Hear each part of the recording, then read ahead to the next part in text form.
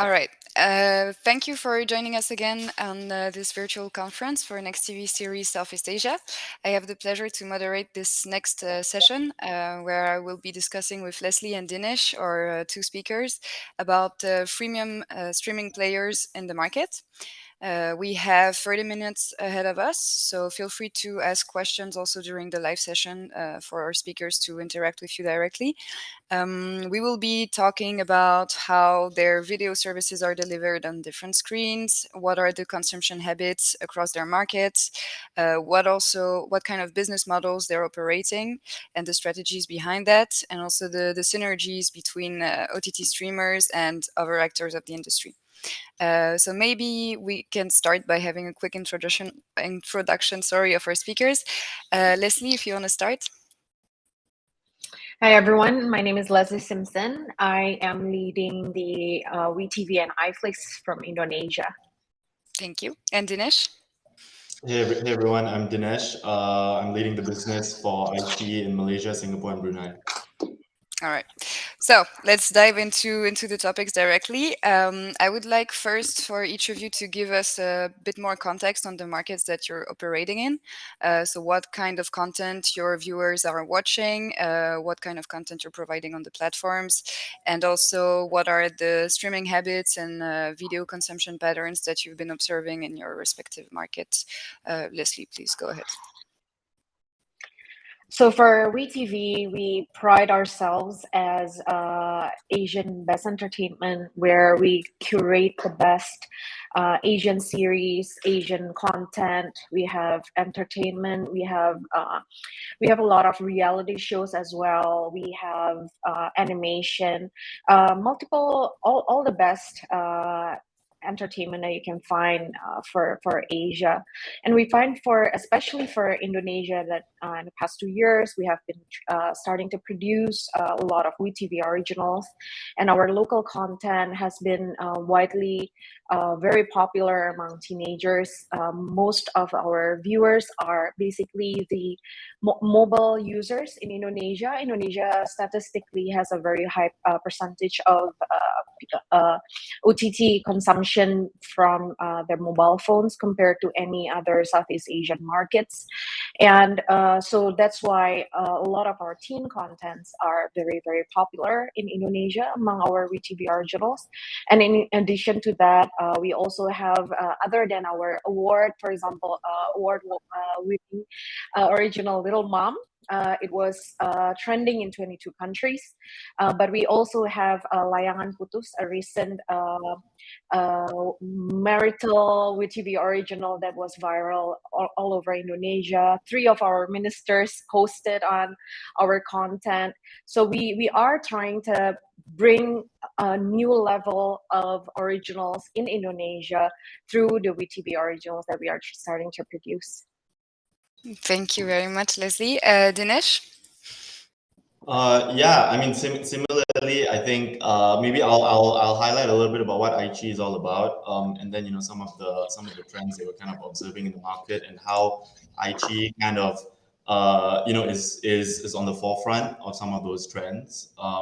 So I think the first one is just in general, and I'll speak for Malaysia, the Malaysian and Singapore market, which I see firsthand. So especially in Malaysia, we've just seen the rise and dominance of Asian content as a whole. So one of the big trends I think we've seen over the last few years is definitely, I think anecdotally we are feeling that more and more people are watching Asian content. But I think there's a lot of data that's actually proving that as well. Like I'll give you an example. In Malaysia, for the last 2 years, every year Google publishes this report. It's called the Year in Review, which gives the top 10 most searched keywords for different categories. So in the entertainment category in Malaysia for the last 2 years, I think last year there was only one Western title in the top 10 most searched entertainment titles. And then the year before, I think there were no Western titles at all. And the rest were all Asian titles. And of the Asian titles, it's actually quite well balanced. You got a few Chinese titles, you got a few Korean titles, you got a few local titles as well, local Malay titles in Malaysia, and one or two, Bollywood shows as well. So I think that just shows that one, like Asian content is dominating content consumption trends, at least in Malaysia. And two, it's quite well balanced as well. So it's not just dominated by just local content or just Korean or just Chinese. We're actually seeing it quite balanced across the board. And and similar, I guess, to what Leslie said about VTV, like at Aichi, we also focus on Asian content. And our focus on Asian content is quite broad across all of those different kinds of content. You have we have Korean, Chinese, local content, obviously, and Japanese anime, which kind of mirrors that balanced trend that we're seeing in Malaysia from a data perspective. I think that the second point is just users in general want more flexibility in how they consume content, which I think is just, as Leslie mentioned, we are spoiled by this device, the smartphone. So I think in all of this, on all the apps that have come from the smartphones, and our users are just so used to wanting things on demand, anytime, anywhere, and that applies to content as well. So all users obviously want to consume content at the snap of the fingers, right? Anytime, anywhere, on demand, any device. But I think more importantly and interestingly, and which actually has become more of a topic these days, is that users also, especially in Southeast Asia, want flexibility in terms of whether they pay or don't pay for that content. So having the flexibility to watch content for free or pay for content to get extra additional benefit is something that we see a lot of users want that option, right? And if you dig down further when it comes to how they want to pay their content, if they choose to pay, whether it's a monthly subscription, weekly subscription, do you pay by a credit card? Do you pay by an e-wallet? Do you pay through your telco phone bill? All those things are very important to users. So again, like just that overall theme of flexibility in terms of all of those things is what we're seeing, rapidly accelerate over the last years, especially over the pandemic. And obviously, IG operates a freemium model, so putting users at the heart of what we do and giving them as much flexibility as possible is super important. So you mentioned just now the pandemics. I think it could be also interesting to come back a little bit on what happened in the last 2 years on your markets, also because both of your platforms were launched at this time. So how did that affect operations, maybe also content production? Leslie? Yeah, we started our local production in the middle of the pandemic. There's a lot of regulations that change throughout the past 2 years. We tried to work around that because, from what we understand, everyone in the industry are suffering because theaters in Indonesia during the pandemic wasn't open, so movies were not playing. Everyone still was needing income, of course, from the cast, from the crew, and we were very glad to enter the market at the right time. So that was the time where we were able to help build in a very aggressive manner production in a market where it was very much needed. Not only we were doing aggressive production in terms of numbers, but we were able to work with the production team on another level for quality as well. So while we were introducing content in the midst of the pandemic, WeTV was having all the original contents from China, for example, because of all the Tencent productions that was brought in for all the regions. At the same time, Thailand, Malaysia, and a lot of our other countries were producing their own WeTV originals. Everyone has a different struggle during the pandemic in terms of content production. But what we see was the extreme growth in volume for the viewing habits as well, not only for OTT, but we can see that our original contents were performing really extensive. The growth was very extensive. Yeah, so we were able to see the cross watch as well from the different content genre, the different content country of origins. We were able to introduce a lot of the Indonesians love like Turkey content, Japanese content, and we were able to cross everything from the best of all the Asian content. Not only live action, but we were also bringing in all the different animes, even live esports tournaments as well. So we can see all the different cross-watch behavior among the different age groups, the different genders, and we were able to cater to the needs of the market during this time. Yeah, Dinesh, I guess you also had a similar experience on your market. Yeah, I think I think it's pretty much in line with what Leslie said. I think there were both um, tailwinds and headwinds related to the pandemic. So I think the tailwind, which obviously helped the growth of the business, is everybody was obviously stuck at home. People are hungry for content, so we saw content consumption go through the roof. Obviously, we launched 2 years ago during the pandemic. So and I like to say that our value proposition really drove a lot of our growth. But I think obviously with people being stuck at home, it helped as well. We saw about a 15 times growth in our user base over a 2 year period. We've crossed more than 10 million downloads in Malaysia alone, with a population of 32 million, right? Which is pretty. It's a number we're really happy with. And if you look at growth across most streaming services, for us, we the amount of time it took for us to hit that 10 million download mark was far shorter than some of our peers in the country. I like to obviously think that it's because of our value proposition, but I think obviously having that tailwind of the pandemic behind us also helped accelerate that growth as well. Having said that, there were also a lot of challenges launching a business during the pandemic. Obviously, putting together a team remotely is not easy. We obviously work, as Leslie mentioned, we work together with our parent companies being in China. We work together with China. I haven't even, met the senior leadership team in China in person over the last 2 years. I've been at iQIYI, so hoping for that soon. But just learning how to work remotely and building that culture and synergy is tricky. And then obviously that production point that Leslie mentioned is super critical as well. Obviously people are at home hungry for content during the pandemic, but if you don't have enough content to supply to them, then they're just going to move on to another form of entertainment. So I think just managing through and figuring out how do you balance supply issues, and how do you figure out like what other kinds of content can you use to please all of our users was really important for us.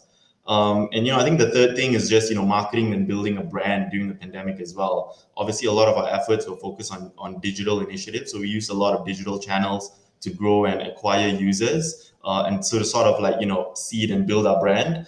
But personally, I do like a more 360 approach where you sort of like marry digital with some outdoor physical engagement as well, which obviously we couldn't do during the pandemic. So now we're starting to see more of that come out. We've started to increase some of the more physical marketing channels this year. Now that things are opened up a bit, which we obviously couldn't do during the pandemic, which I feel kind of slows down a little bit of the brand building effort. Yeah, that makes sense, especially after those very specific 2 years, which were very particular in terms of context. Dinesh, you mentioned also before the crave for more flexibility and how this also impacts the business model for platforms such as yours. Can you tell us a little bit more about the freemium model that you're operating? So, what is on your ad-supported tier? What is on the premium tier? How both can communicate, and what is also the strategy behind that? Like, how does that apply to how does that enable you to bring more people on the platforms overall? Yeah, sure. So I think the freemium model makes a lot of sense. I think there are a lot of first of all, there are a lot of surveys that are being done that indicate that a lot of users in Southeast Asia are willing to watch content for free with ads. So I think the data shows that if you talk to users, there'll always be a huge bunch of users that are comfortable watching ads in return for free content.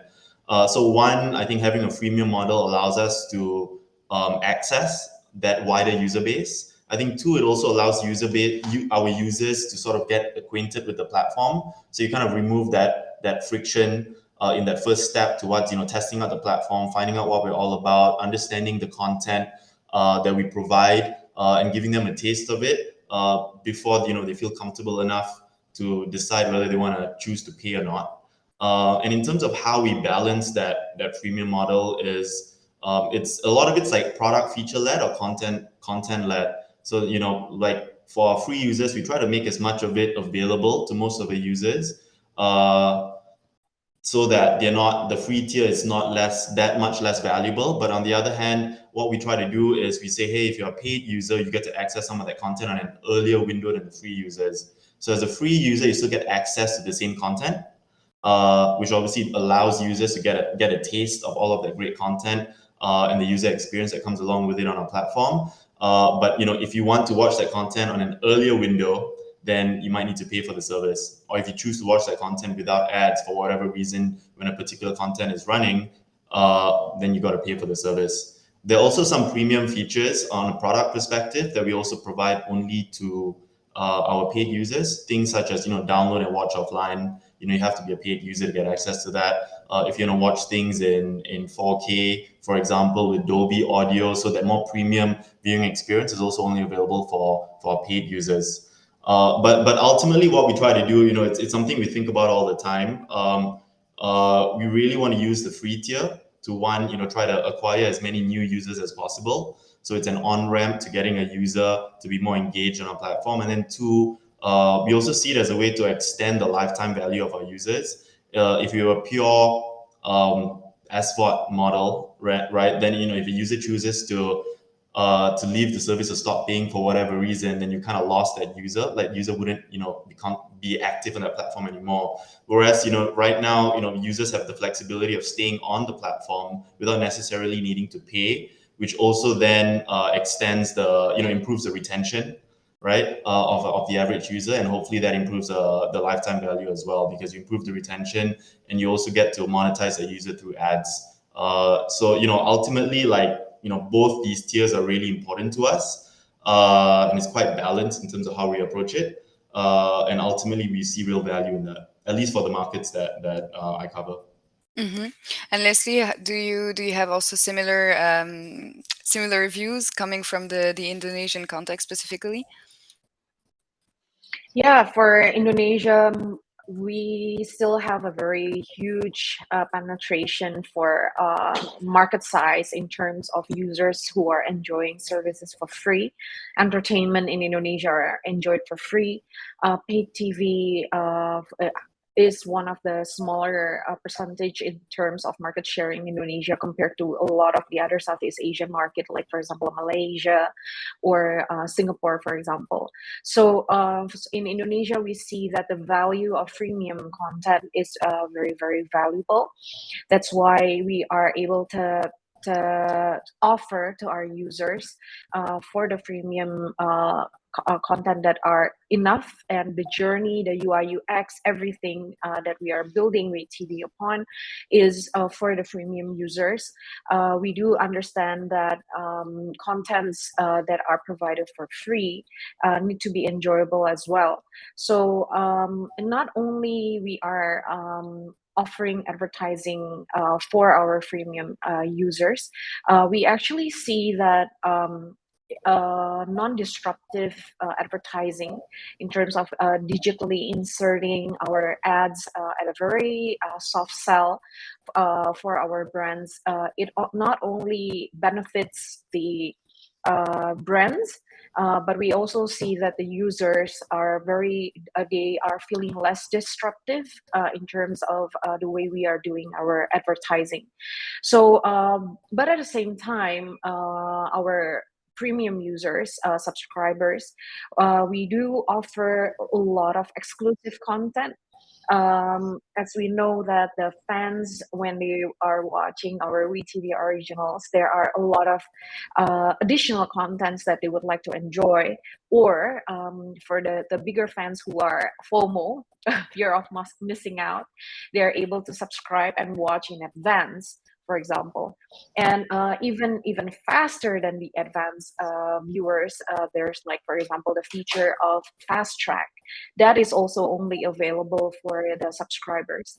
But if you are enjoying the freemium, you're enjoying the watching on free tier, then the AVOD is available on a schedule, and you can watch it all the way until the very end of the show.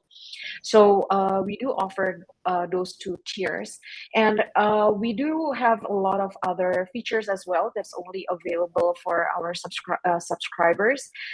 There's a lot of gamification that we are having. We have fans meeting where they can meet and greet with the cast, their idols, and those are also all available for our subscribers. We are giving away money cannot buy experience, basically, because entertainment is on another level where people want to engage with the cast. They want to engage with the character that they love in the show. So that's what we are trying to offer to our users, where they can pick and choose and enjoy, whether they are in the AVOD level, a freemium tier, or on our subscription tier. Thank you. I would like now to focus a little bit on the ad-supported tier. So Leslie, you started mentioning that ads, for example, need to be non-disruptive to not block the user experience, basically. We've seen, I think, on a global scale the last 2 years that a lot more advertising budget is coming into streaming online. A lot of advertisers turning towards this new opportunity.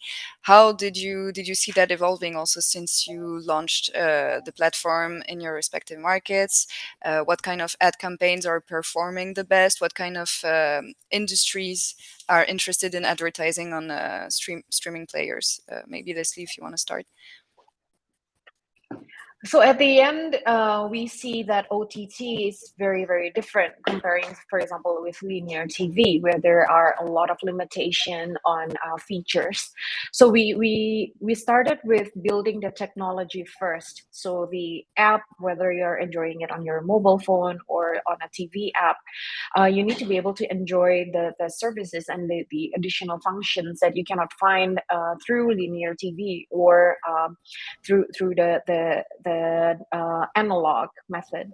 So we start to have like features like sending love to your cast. We have comments that are we call it flying comments on the app, and from there we can also start offering different functions for the advertisers, where users are able to, for example, send more love if they buy if and we bundle that with our sponsors, and we have also experienced that working with the Hollywood quality graphics, so that we can insert the brands from our sponsors into the content very, very subtly, but at the same time it is very, very visible, where the users are enjoying the entertainment while the brands are being offered to them on screen without interrupting their experience. So we do need to learn, even though we are on an Asian level entertainment, we do need to learn and adapt the Hollywood technology into our digital experience, so that the brands are going to be able to enjoy the technology and the next level generation of advertising. And we also try to do a 360 advertising for our brands. So when sponsorships are, for example, within the app itself, the journey is seamless from the time you open the app, and when you're searching for content, or you're actually watching the content. Throughout the journey, we will be able to use our AI to be able to target the users according to their demographics, where they are located, what they are watching, and all the ads will be able to follow the users. And of course, everything is very subtle and very, very non-disruptive. So that's why we can see that churn is then also very minimized when we are doing a strategic campaign for our brands. Mm-hmm. And Dinesh, what about you? How are ad sales performing in Malaysia and Singapore specifically on your platform? I think similarly, it's growing. Like I think like the demand for OTT like advertising has just gone through the roof, especially coming out. Funny enough, I think over the pandemic, one step back, like I think a lot. I think streaming became commonplace. Like everybody was talking about streaming. Everybody was watching content. Everybody knew somebody who was watching something on a mobile device on a streaming app. And obviously, streaming services, obviously was taking off like that. Linearly, like growth was pretty linear, but it just went exponential over the pandemic, right? And what that meant, obviously, from a user perspective, that habit was built. You're never going to go back. And I think too, what that did was it also accelerated that education process for brands to then really keep OTT as top of mind in terms of how when they want to target a younger digital first audience, right? So what we're seeing is that pre-pandemic, obviously before my time at IG, but I have been in the space for a while. Like a lot of time was spent educating, right? Brands, hey, like this is what OTT is all about. These are the things we could do. It's targeted, measurable advertising on premium content, right? And to Leslie's point, obviously you don't want it to be disruptive to the user experience as well. But I think really when you're speaking to brands, it's kind of educating them on the benefits of OTT and how it's different to linear TV, or how it's different to YouTube, for example, which is a conversation that we've had countless of times. But happy to say that really over the last 6 to 8 months, like the education process has just been accelerated completely. We're getting a ton of inbounds now from brands who's like, oh my god, like we need to advertise on OTT. What can you offer us, right? So that whole ramp, that whole whenever you're trying to make a sale, right? Like it takes a while. There's a whole you got to meet with the client. There's a whole education process, and then you kind of get into the details of how we can deliver a customized, tailored solution for the client. That education step has now been minimized, right? So clients are really excited. So I think that's one. Two, what we're seeing is a whole bunch of different categories of brands come on board. I think historically, a lot of the digital brands that are just natively more tech first were the first early adopters of advertising on OTT. What we're seeing now is a whole host of non-digital brands come on board. Obviously like fashion brands, cosmetics brands, F&B, and countless other categories. So we're seeing real traction, from non tech or digital first companies, right? We're now considering OTT. And I think the third thing is they're really interested in some of the customized solutions that we can provide. I think like Leslie said, those are great examples of how you can provide a 360 solution for a brand, where right from the minute you enter the app, your brand, your branding, right, can be presented to a user in different formats within the video. When you open the app, that's a splash ad with one particular messaging. Where obviously, then when you go in and go to the homepage, on the content poster, you could have like branding there. When you're watching content, you got pre-rolls, you got scene targeted ads, you've got deep brand integrations within the content itself, and then obviously you can integrate it on the marketing side as well. Like Leslie mentioned, there are a lot of cool product features or marketing, activations that you can then sort of like group together with brands. So we're seeing a lot of traction, and I think this demand's only going to grow because the more case studies there are, successful campaigns run on streaming platforms. I think the more brands will see the value in these platforms, and naturally, obviously, as the industry grows. And as viewership picks up, and as streaming services provide more and more content, we're only going to see this trend continue to explode. Yeah. So, as a last question, because it's going to be our last 5 minutes, I would like to now understand a little bit more the synergies between OTT streaming players and the traditional actors of the TV industry. So, we've seen throughout the panel that OTT streamers are becoming huge in terms of both attracting viewers, in terms of attracting also advertisers, um, in terms of producing content as well. So how do you fit in the more traditional TV landscape? Maybe we can start with Dinesh. So in the case of Malaysia, where pay TV penetration is quite high, do you also work, for example, with telecom operators, with other distributors to make your app available and reach more eyeballs? Yeah, I think we definitely want to work with as many partners as possible to get as much reach as possible. I mean, going back to that point earlier, where we're very consumer focused.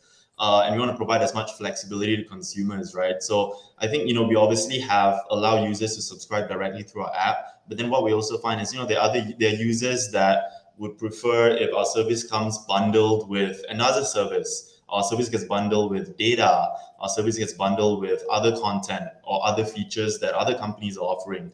So what we see is that, we are totally open, and we're just fully focused on providing as much value to the consumers as possible, whether that's directly to consumers or through different partners. And I think with each of the partners, what we do is every partner is different.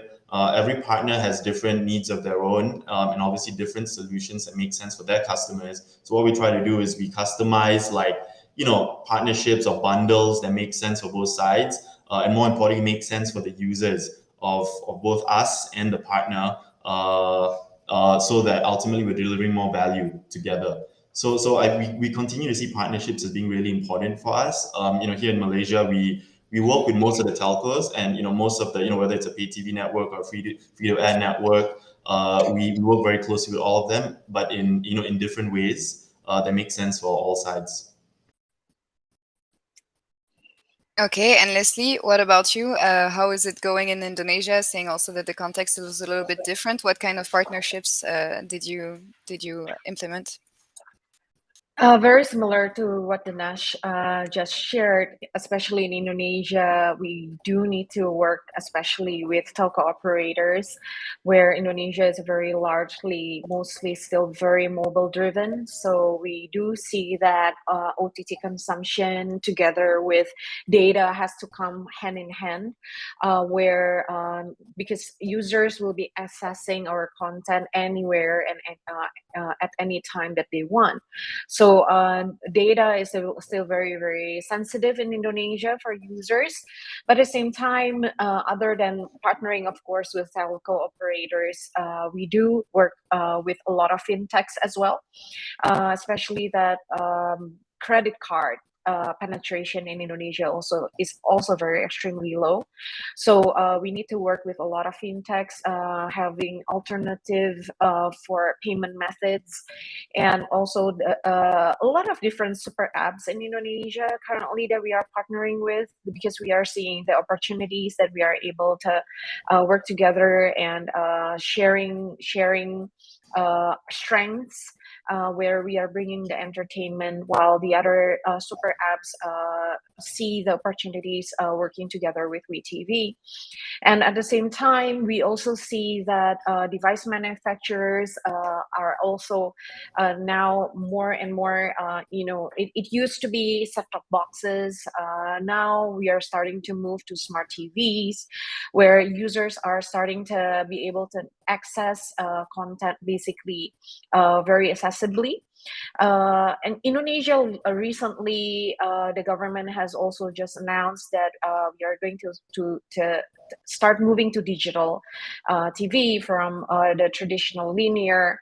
That has created a very big news here, where we know that a lot of the TVs are still not supporting digital content, and the government is starting to offer solutions to that. And that's actually bringing a lot of opportunities for digital platforms like us, where a lot of, especially the audience at 15 to 35 years old, where they very much prefer to still watch through their mobile apps, for example. So yeah, we do try to work within all the different markets that WeTV are existing in the markets, and we still need to work with the different distributors and to be able to distribute our content as largely as possible. Not only that, with WeTV, we also work with the local TV operators and exchange contents, for example, where we can see even after a month after airing our originals on our OTT, largely the 35 to 55 years old in the smaller rural areas in Indonesia, they haven't seen our content because they are not digitally inclined, for example. And there we are able to distribute our content through the local linear TVs and still rating number 2 nationwide for our content. So we do see that partnerships, of course, will only benefit the long-term plans for OTT existency in the market. Yeah, I think there's a lot of complementarity to build also among all these actors. Thank you both very much for being with us. I hope that we can catch up next year and see where both of your platforms are heading by then. I will leave the floor now to the next panel in 10 minutes for sports broadcaster strategies in Southeast Asia. Thank you, Leslie and Dinesh. Thank you. Thank you so much for having us. Bye. Thank you.